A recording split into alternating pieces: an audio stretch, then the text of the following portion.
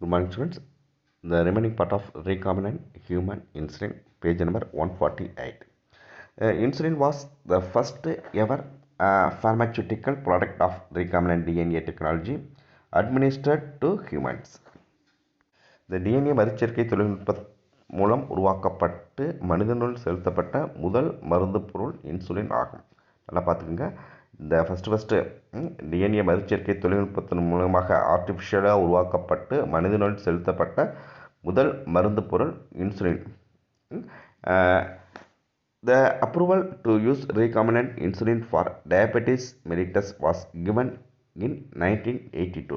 1982 சர்க்கரை நோயை குணப்படுத்துவதற்காக இந்த இன்சுலினை பயன்படுத்த அனுமதி அளிக்கப்பட்டது.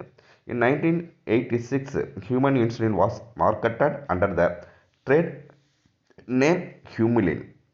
1986 ஹியூமுலின் என்னும் வணிக பெயரோடு சந்தையில் மனித இன்சுலின் விற்பனை செய்யப்பட்டது. அந்த மனித இன்சுலின் எந்த பேரில் விற்பனைக்கு வந்துச்சுன்னு பார்த்தோம்னா ஹியூமுலின். இது ஒரு அண்டர்லைன் பண்ணி வச்சுக்கோங்க. 1 மார்க்கில் கேட்குறதுக்கு வாய்ப்பு இருக்குது. இது எந்தெந்த வருஷத்தில் என்னென்ன பண்ணியிருக்காங்கன்றதை கொஞ்சம் தெளிவாக பார்த்து வச்சுக்கோங்க.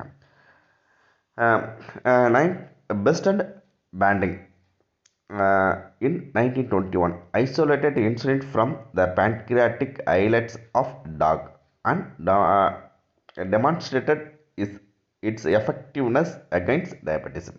1921 பெஸ்ட் மற்றும் பேண்டிங் என்பவர்கள் நாயின் கணையத்திலிருந்து pancreatic islets of நாயோட அந்த கணையத்திட்டுக்களில் இருந்து பிரித்தெடுக்கப்பட்ட இன்சுலின் ஹார்மோனின் சர்க்கரை நோய் குணப்படுத்தும் திறனை விளக்கி காட்டியிருக்கார்கள்.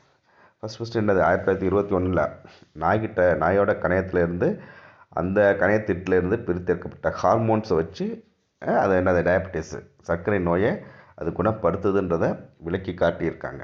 இப்போ 1921 பெஸ்ட் அண்ட் பேண்டிங் இவங்க 2 பேரும் நாயோட கணையத்தில் இருந்து பிரித்தெடுக்கப்பட்ட அந்த ஹார்மோன்ஸ் சர்க்கரை நோயை குணப்படுத்துதுன்றதை விளக்கி காட்டியிருக்காங்க.